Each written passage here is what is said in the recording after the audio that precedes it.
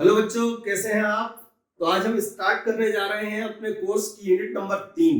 बच्चों, unit number 3 में 2 अध्याय हैं, अध्याय 4 और अध्याय 5। हम अध्याय 5 को अपनी सुविधा की दृष्टि से 2 भागों में विभाजित करेंगे, अध्याय 5 और 5B। ठीक है, बहरहाल हम बात करें अध्याय 4 की। बच्चों, अध्याय 4 का नाम आप देखें, यह है विद्युत धारा का चुंबकीय प्रभाव। तो बड़ी अच्छी बात है कि अभी तक हम यूनिट 1 और 2 में केवल विद्युत विद्युत विद्युत विद्युत पढ़ रहे थे। अब हम चुंबक चुंबक चुंबक पढ़ेंगे। ठीक है, अब बच्चों ध्यानपूर्वक समझिएगा कि विद्युत धारा का चुंबकीय प्रभाव क्या होता है। उससे पहले हम समझें, विद्युत धारा जो है बच्चों, उसमें 3 प्रभाव होते हैं। 3 कौन कौन से? तो नंबर 1, जब भी किसी चालक में विद्युत धारा प्रवाहित की जाती है, तो हम यूनिट 2 में ये पढ़ चुके हैं कि विद्युत धारा प्रवाहित करने पर, किसी चालक में विद्युत धारा प्रवाहित करने पर उससे ऊष्मा उत्पन्न होती है। बच्चों, इससे विद्युत धारा का ऊष्मीय प्रभाव कहते हैं, जिसकी खोज जूल नामक वैज्ञानिक ने की थी। ठीक है बच्चों, दूसरा प्रभाव क्या होता है? तो कभी हम केमिस्ट्री में पढ़ चुके हैं कि जब भी किसी सुचालक द्रव या विद्युत अपघट्य के घोल में विद्युत धारा प्रवाहित की जाती है, तो विद्युत अपघट्य अपने आयनों में विभक्त हो जाता है। ये जो आयनों में विभक्त हुआ, ये किसके कारण, मतलब इसके लिए जिम्मेदार कौन था? तो जो विद्युत धारा प्रवाहित की गई वो। तो इसे बच्चों विद्युत धारा का रासायनिक प्रभाव कहते हैं, जिसकी खोज फैराडे नामक वैज्ञानिक ने की थी।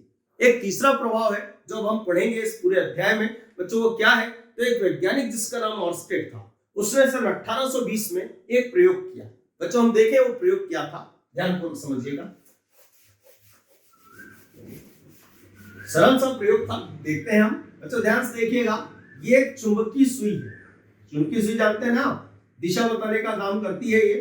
इसकी विशेषता होती है बच्चों कि जब इसे चुंबकीय क्षेत्र में रखा जाए तो ये अपनी स्थिति से विक्षेपित हो जाती है। विक्षेपित हो जाती है मतलब घूम जाती है। इसका अर्थ क्या निकला? यदि हम चुंबकीय सुई को कहीं पर रखते हैं और वो अपनी स्थिति से घूम जाती है, तो वो इस बात को प्रमाणित करेगी कि वहां चुंबकीय क्षेत्र उपस्थित है। अब बच्चों, हमने एक चुंबकीय सुई ली, इसके निकट हमने एक तार रखा, सुचालक तार है, और इस तार के सिरों के मध्य, ध्यान से देखिएगा, ये ऑर्स्टेड के प्रयोग का सरलतम रूप हम देख रहे हैं। बच्चों ध्यान से देखिएगा, ये एक सेल लगाया और वो भी एक कुंजी से इसको जोड़ा। अभी हमने कुंजी के प्लग को नहीं लगाया है, तो डेफिनेटली इस सेल से होकर इस तार में विद्युत धारा प्रवाहित नहीं होगी और ये चुंबकीय सुई अपनी स्थिति में है।